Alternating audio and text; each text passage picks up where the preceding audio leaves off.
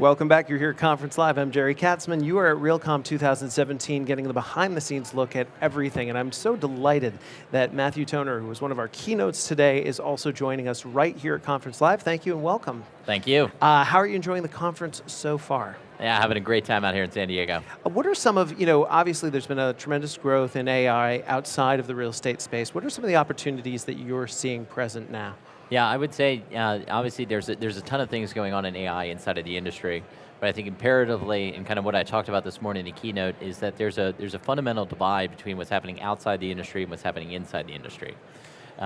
Jim has been quite adamant, I think, using this term, that the tech industry is running about 100 miles an hour, the real estate industry is running about 25 miles an hour.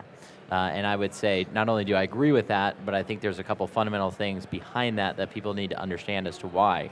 And first and foremost, we have this artificially skewed older workforce within this industry. And it's not something that's necessarily bad, it's just something where we have a very large percentage of our workforce that's been very successful in an offline environment.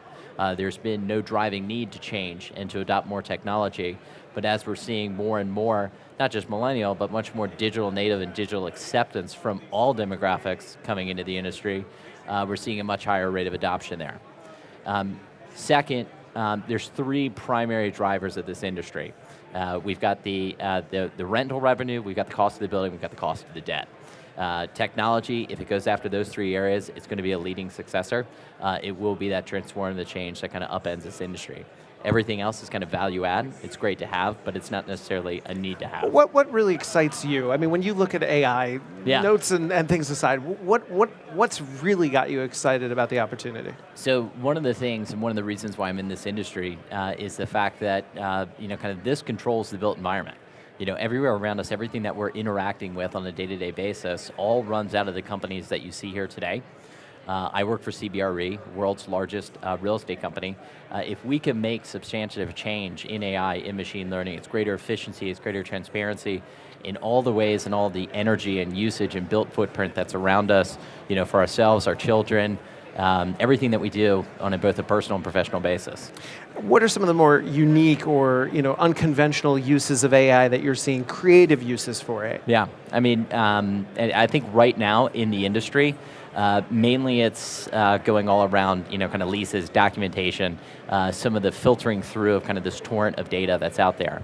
I think some of the more creative uses and some of the things that are kind of out there on that leading edge are definitely getting into the robotics and the services. That said, where's the fundamental driver? It's less boring, but it's the former. That's where it's having kind of the real change in this industry. And how does that pertain to specifically what you do at CBRE? So at CB, I am, I feel I kind of have one of the best jobs in the company, but I oversee a good amount of work that we do inside of innovation, thought leadership, and research. And so all of these are topics that our clients want to hear about in each of those areas. And so coming out and kind of being places like this, picking up the new ideas, working with our clients on a day-to-day basis to adapt them in their portfolio, this is the bread and butter. I hear a lot of talk at this conference. It seems to have been a shift from talking about tenant to customer, from customer management to customer experience. Yeah. Right? It's a much more kind of shiny, happy, hippie version of what we used to have.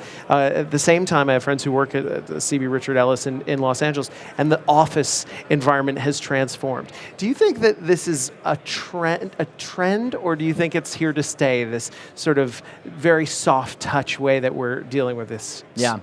Well, it's interesting you call it a soft touch because it's definitely a push from a traditional hard service provider into a soft service provider. So we're getting closer to the customer. And it's something that I think is definitely here to stay.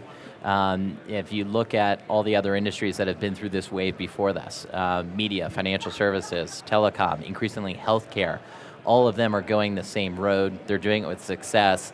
It's a way where we're getting more experiential on what we're, what is surrounding us, but at the same time, there's less out there. It's a simplified view. I'm going one place, not 10, and I'm getting a much more immersive experience in my time there. A lot of people are talking about self-driving cars, and obviously the question is we can't see, right? No one could have foreseen the closing of all the blockbuster videos as a result of Netflix. But if you project out, what kind of disruption do you see from the way automobiles are changing? I think it can be a fundamental change in our industry. I think right now when you look at autonomous vehicles, a lot of people are looking short term. I think it has the power to really kind of drive a large pivot in terms of the auto industry.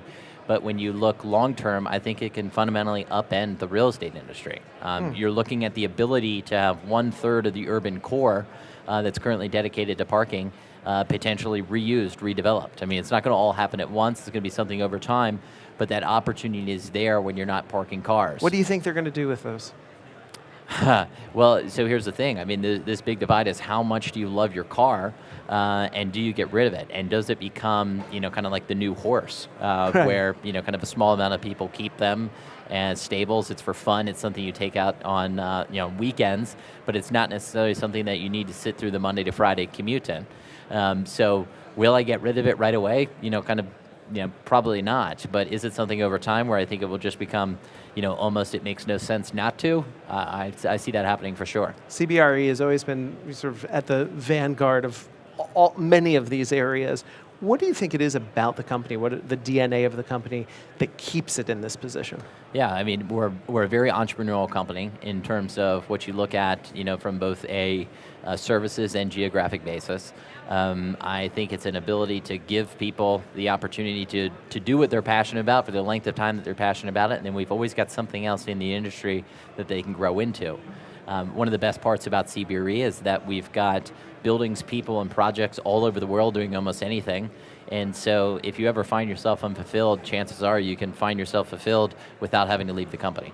Terrific. Matthew, thank you so much for joining us and giving us a little bit of a look ahead. Are there any other trends that you would be, if you were watching this or here at the conference, any other trends that you'd be keeping your eyes on for Realcomm 2017? I would just say this, it's at the end of the day, it's got to be about the people. So all of this technology is great, but actually sitting right behind the camera is a member of my team, Jacqueline Travis. Hello, and Jacqueline. Just a phenomenal person. Yeah. And no matter what we do with technology, we always have to remember the people are at the heart, and it's about adding on and supporting these relationships right here and not replacing us with two robots. Terrific. Thank you so much. Thank you. Matthew Toner, CBRE, kicking us off to a great start this afternoon. My next